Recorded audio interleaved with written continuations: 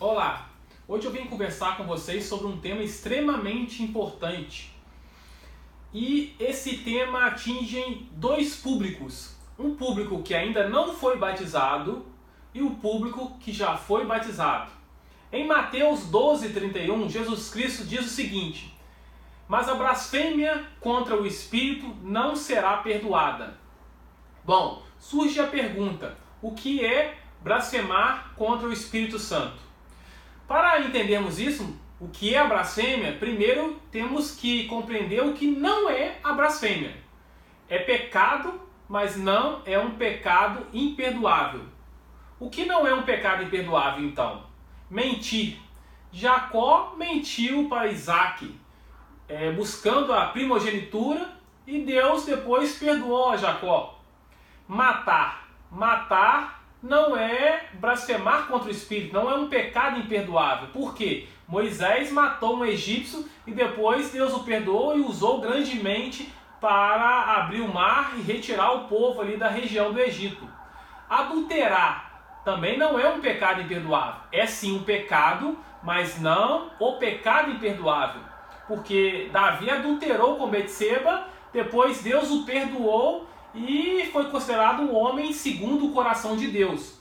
Então veja bem, existe um pecado imperdoável e existe pecados. Esses pecados eles podem ser perdoados mediante a confessar ao nosso Senhor Jesus Cristo, a Deus, e pedir o perdão e se humilhar a Deus. Agora existe a blasfêmia que não recebe o perdão de Deus. Para entendermos melhor, temos que compreender qual é a função do Espírito Santo.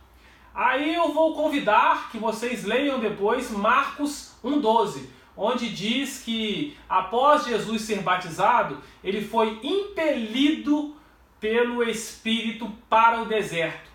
E o mesmo contexto se dá também em Mateus 4:2, onde fala que Jesus jejuou e logo depois ele foi tentado por Satanás. Então veja esse contexto para compreendermos a função do Espírito Santo.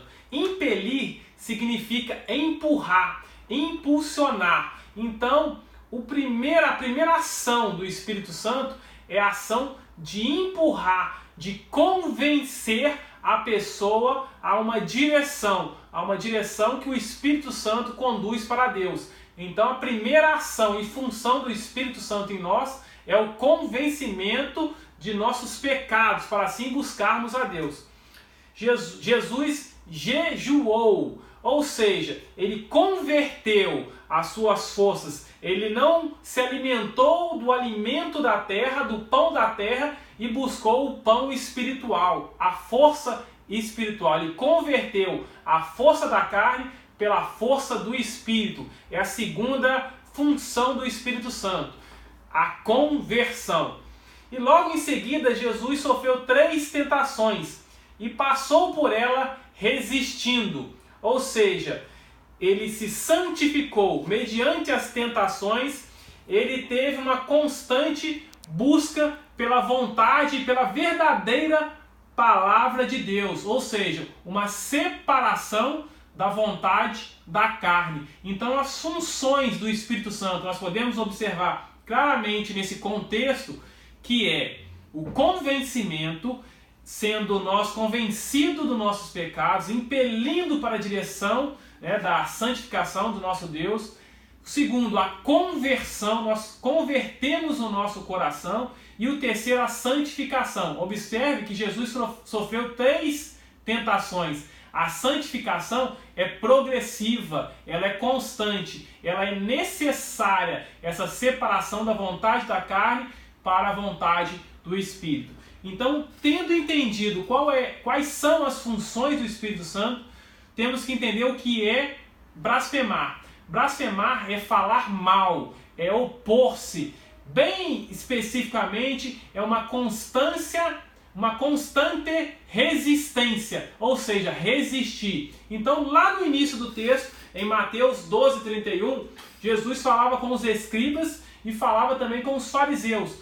Porque eles já, em toda a atuação de Cristo naquela época, eles estavam resistindo de forma constante a atuação do Espírito Santo, a atuação da palavra, e de forma consciente. Eles sabiam quem era Jesus, eles tinham entendimento da palavra, mas eles queriam se opor, resistir de forma consciente. Então isso é blasfemar contra o Espírito Santo, impedir o convencimento, impedir que o Espírito Santo te convença do seu pecado.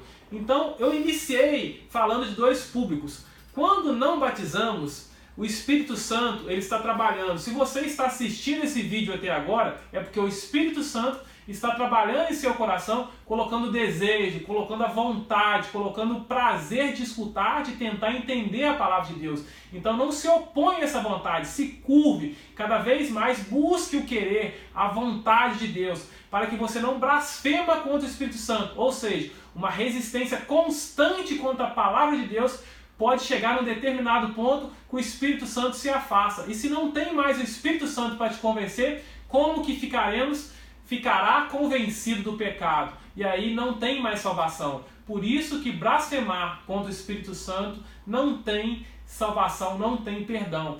E o outro público que eu iniciei, que é o público batizado. Lembra que o Espírito Santo ele trabalha no convencimento, ou seja, já nos batizamos, mas ele trabalha também na conversão e na santificação. Essa santificação, lembra na passagem de Cristo, ela é progressiva, ela é constante. Então nós não podemos resistir à ação da mudança por um caráter de Cristo, por uma vontade de Cristo, por palavras de Cristo, porque se nós resistirmos àquilo, constantemente a essa mudança, nós também corremos o risco de perdermos o direito da vida eterna.